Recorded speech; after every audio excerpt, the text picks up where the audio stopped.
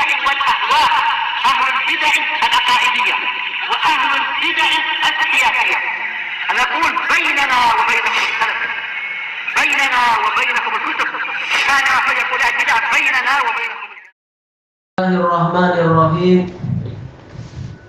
قال الإمام البخاري rahimahullah ta'ala, al-babus tsani asyar, bab yang ke-12, babu man ja'ala li ahlil ilmi ayyaman ma'lumah, orang yang menjadikan untuk ulama hari-hari tertentu, yaitu memberikan jadwal kepada ulama. Nah, ini apa yang diinginkan oleh Imam Bukhari. Sebenarnya nanti hadisnya itu hadis Ibnu Mas'ud, hadis nomor 70, ini sama dengan hadis yang sebelumnya. Hadis berapakah? Hadis yang ke-68. Jadi dikat aja ya, 68 dan 70. Intinya apa? Yaitu khawatir nanti kalau terlalu sering akan bosan. Hadisnya sama, hanya Imam Bukhari mendatangkan sanad yang agak lain dan dibuat tajuk lain, menunjukkan satu hadis terkadang memiliki faedah banyak sekali atau lebih dari satu. Kalau yang sebelumnya dulu itu hadis ke-68, beliau memfokuskan kepada kebijakan Nabi, kebijakan si pengajar, yaitu menyela-nyelai murid dengan petuah-petuah dan dengan ilmu agar mereka tidak lari. Adapun yang sekarang bab 12 ini, yaitu seakan-akan Imam Bukhari memberikan penjelasan bahwasanya murid boleh memberikan idea kepada cikgunya. Mungkin cikgu kalau tiap hari datang letih kok, atau mungkin sebagian murid keletihan kalau terlalu sering. Jadi gimana kalau kami jadwal untuk cikgu 3 hari aja dalam 1 minggu misalkan, atau 4 hari. Nah, ini idea dari murid dan itu boleh, tak mengapa, yang penting saling ridho. Ini manusia ini lemah. Memang manusia lemah. Makanya kalau ada cuti kita suka, jiwa kita tetap suka aja cuti itu. Kalau tidak mikir pikiran yang lain. Malaikat ini dia buat mengulang-ulang kita. Nah, kita bukan malaikat, betul. Baik, kita masuk ke hadisnya. Jadi jawabannya apa? Boleh. Para murid membuat jadwal untuk cikgunya. Nanti cikgunya lihat, oh bolehlah macam ini, atau dimusyawarahkan lagi atau apa. Boleh. Al-hadisus sab'un. Haddatsana Utsman bin Abi Syaibah. Kalau yang dulu hadisnya apa? Muhammad bin Yusuf. Qala haddatsana Jarir an Mansur an Abi Wa'il. Nah, ujungnya sama di Abi Wa'il. Qala kana Abdullah yudzakirun nasa fi kulli khamis. Dulu Abdullah bin Mas'ud selalu memberikan peringatan, yaitu petua, mengingatkan manusia di setiap hari Kamis. Walaupun mungkin ada banyak daras, tapi untuk hari Kamis ada acara khusus mengingatkan untuk mau'idhah dan sebagainya, targhib wa tarhib. Faqala lahu rajul, lalu ada seorang pemuda, seorang lelaki yang berkata kepadanya, ya Aba Abdurrahman, lawaditu annaka dzakartana kulla yaum. Wahai Abu Abdurrahman, sungguh saya ingin sekali seandainya Anda selalu mengingatkan kami setiap hari. Ini memang sudah cinta ilmu, suka masalah targhib wa tarhib, maka suka saja dia kalau ada peringatan-peringatan untuk melunakkan hati, untuk biar apa? Tidak lalai dan seterusnya, untuk penyucian jiwa, tazkiyatun nufus. Qal ama innahu yamna'uni min dzalik. Ama harfu tanbih, mengingatkan, dan harfu istinaf untuk membuka kalimat. Sesungguhnya yang menghalangi saya dari acara tersebut, menghalangi saya untuk setiap hari memberikan peringatan adalah ani akrahu an umillakum. Saya tidak suka untuk membuat kalian bosan. Wa inni atakhawwalukum bil mau'idhah. Dan sesungguhnya saya menyela-nyelai kalian dengan petua. Kama kana Nabiyyu sallallahu alaihi wasallam yatakhawwaluna biha. Sebagaimana Nabi sallallahu alaihi wasallam dulu menyela-nyelai kami dengan petua. Daras mungkin sering, tapi untuk petua, untuk nasihat kejiwaan, mungkin seminggu sekali dan sebagainya. Iya, selang-seli ya. Makhafatas sa'amati alaina, karena beliau khawatir kami akan tertimpa kejemuan. Baik, hadis ini telah kita lewati, dia muttafaqun alaih, Bukhari Muslim. Sekarang kita lihat di sini gurunya Imam Bukhari lain lagi, Utsman bin Abi Syaibah, beliau Abdul Hasan, Utsman ibnu Muhammad ibni Ibrahim Al-Absi Al-Kufi. Ini ulama besar Kufah, pengarang kitab tafsir dan kitab musnad. Cuma sayang ya, banyak yang tak sampai ke kita. Baik. Qal haddatsana Jarir, yang menyampaikan hadis kepada kami adalah Jarir. Beliau Jarir bin Abdul Hamid Abu Abdullah Al-Kufi, siqah. Kemudian An Mansur, ini Mansur ibnul Mu'tamir. Beliau siqatun sabtun kasirul hadis, asbatun nasfi Mujahid wa siapa namanya itu? Wa Ibrahim An-Nakhai. Jadi kalau beliau meriwayatkan dari Mujahid, beliau terkuat. Kalau meriwayatkan dari An-Nakhai, beliau memang murid terkuat An-Nakhai. Ini Mansur, ini yang mampu menandingi Sufyan Ats-Tsauri dari sisi hafalan. Disebutkan juga dalam biografinya, ada salah seorang imam mengatakan, setiap kali saya menyampaikan hadis kepada A'mash dari seseorang, A'mash akan membantah saya. Hafalannya hebat A'mash, mengatakan, oh yang betul bukan gitu, hadisnya salah. Tapi kalau saya meriwayatkan dari Mansur, A'mash langsung diam, tak berani untuk lancang menyalahkan. Karena tahu kualiti Mansur hebat sekali.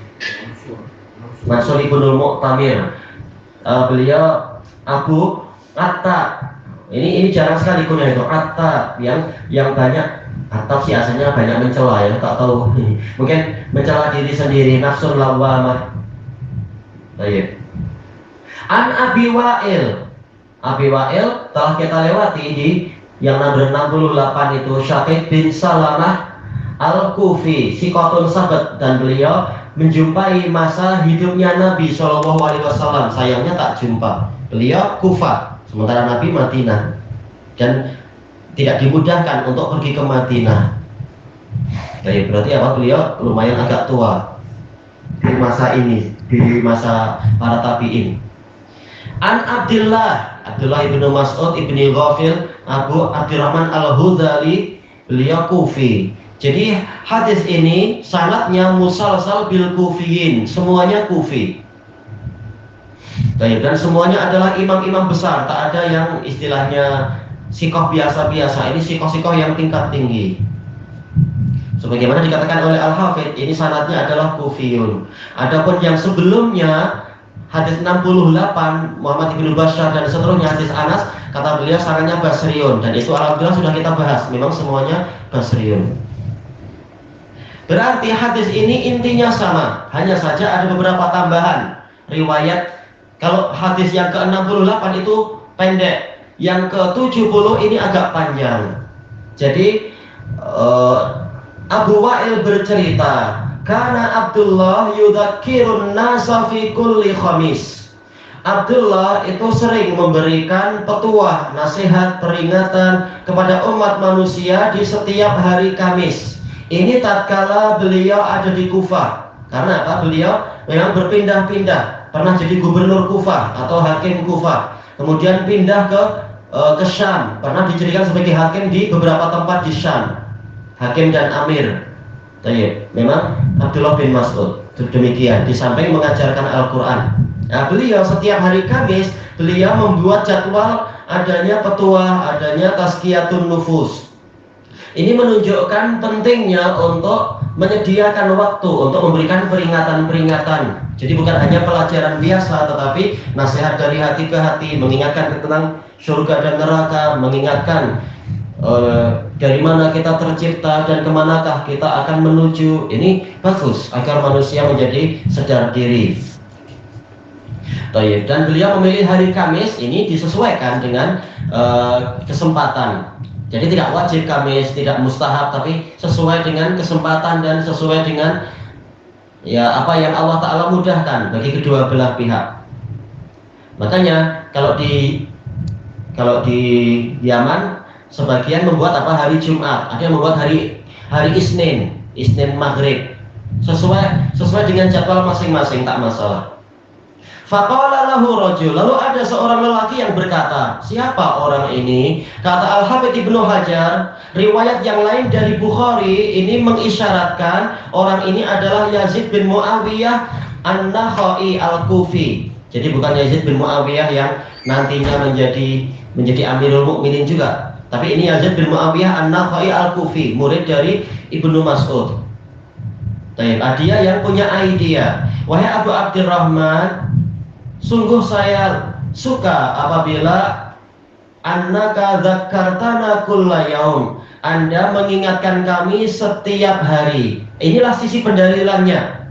Kalau hadis yang ke-68, sisi pendalilannya apa? Nabi yang membuat jadwal begini dan begini. Kalau sekarang lafaz yang inilah yang menjadi titik tumpu Imam Bukhari, yaitu ada murid yang mengatakan kami suka apabila Anda yaitu apa? Memperingatkan kami setiap hari. Menunjukkan murid boleh memberikan idea jadwal demikian dan demikian, itu boleh. Nanti terserah cikgunya setuju atau perlu diperiksa lagi. Nah, di sini Ibnu Mas'ud tahu niat muridnya baik, cuma beliau meminta udzur, mengatakan ama innahu yamna'uni min dzalik, sesungguhnya yang menghalangi saya dari membuat peringatan setiap hari adalah anni akrahu an umillakum, saya tidak suka untuk membuat kalian bosan. Karena kalau setiap hari itu mungkin apa? Jiwa jadi letih juga. Kita tahu yang namanya mau'idhah hasanah, petuah-petuah yang mendalam masuk ke hati, kalau orangnya pakar, itu orang jadi murid jadi menangis. Akan apa? Akan jiwa itu akan meronta, kemudian menangis, kemudian menyesal, dan ini kalau setiap hari itu letih nanti jiwa.